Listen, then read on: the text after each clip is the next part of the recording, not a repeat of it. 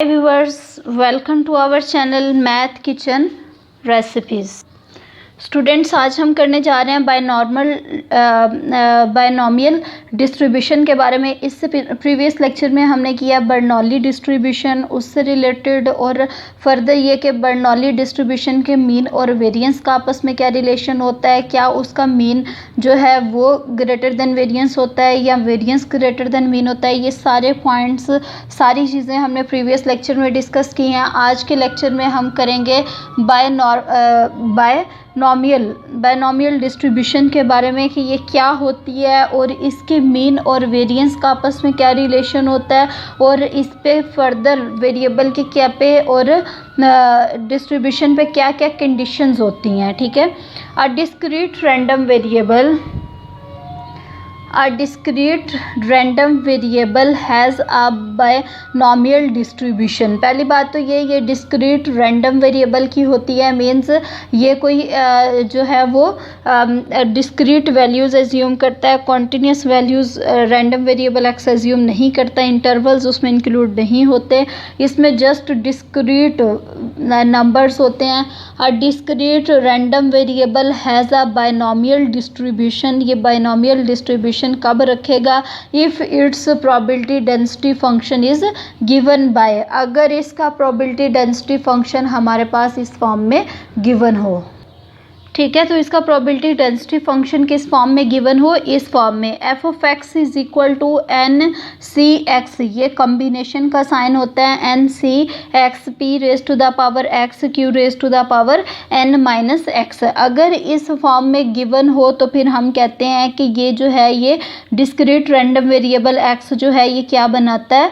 Binomial distribution generate करता है। और इसमें एक्स की जो वेरिएशन होती है 0 1 2 3 एंड सो ऑन एन के लिए होती है, क्योंकि यहाँ पे हमने एन लिया है तो इसकी वेरिएशन भी, एक्स की जो वेरिएशन है वो मैक्सिमम एन तक हो सकती है। एक्स जो है वो एन से ग्रेटर देन कभी भी नहीं हो सकता, अदरवाइज़ ये वाली जो कॉम्बिनेशन की वैल्यू है ये नेगेटिव आ जाती है, क्योंकि हमने फैक्टोरियल करना होता है n minus n factorial over x factorial into n minus x factorial. अगर एक्स ग्रेटर देन एन हो जाएगी तो एन माइनस एक्स नेगेटिव आ जाएगा, और नेगेटिव टर्म का फैक्टोरियल एग्जिस्ट नहीं करता है। ठीक है।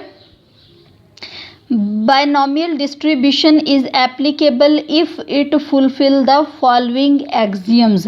अगर ये जो हम एक्सियम्स डिस्कस करने जा रहे हैं अगर ये फुलफिल हों तो तभी बायनॉमियल डिस्ट्रीब्यूशन एप्लीकेबल होगी, अदरवाइज ये नहीं होगी। अब ये एक्सियम्स कौन कौन से हैं?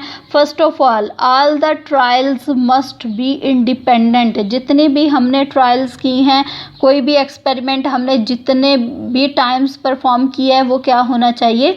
इंडिपेंडेंट होना चाहिए, एक दूसरे पे डिपेंड नहीं करना चाहिए। सेकंड वन क्या है? Only two possible outcomes are success are failure. जब भी हम किसी ट्रायल को करें या फिर कोई भी हम जो है वो एक्सपेरिमेंट करें, उसकी दो ही आउटकम्स होनी चाहिए, या तो सक्सेस हो या फिर क्या हो? फेलियर हो। Experiment must be repeated a fixed number of times. जो एक्सपेरिमेंट है वो कितनी दफ़ा हमने रिपीट करना है? फिक्स्ड नंबर ऑफ टाइम्स हमने रिपीट करना है। Probability of success and failure remain same. जितनी सक्सेस की प्रोबेबिलिटी है उतनी ही फेलियर की प्रोबेबिलिटी होनी चाहिए। अगर आप इसकी एग्जांपल देखें तो हमने प्रीवियस लेक्चर में कौन सी ऐसी एग्जांपल की है जिसमें प्रोबेबिलिटी ऑफ सक्सेस और प्रोबेबिलिटी ऑफ फेलियर दोनों सेम है? सोचें ज़रा, अगर आपको याद नहीं है तो आप प्रीवियस लेक्चर देख सकते हैं। ठीक है, उसके बाद वीडियो को दोबारा स्टार्ट कर सकते हैं। हमने किया था कॉइन टॉसिंग एक्सपेरिमेंट। जब भी हम कॉइन टॉस करते थे तो हेड और टेल जस्ट दो ही आउटकम्स आती थी, तो हेड की प्रोबेबिलिटी भी 1/2 थी और टेल की प्रोबेबिलिटी भी 1/2 थी। ठीक है, हेड के आने की प्रोबेबिलिटी और टेल के आने की प्रोबेबिलिटी 1/2 थी। ठीक है, ये एग्जाम्पल भी लिखा हुआ है, coin toss, die throw etcetera.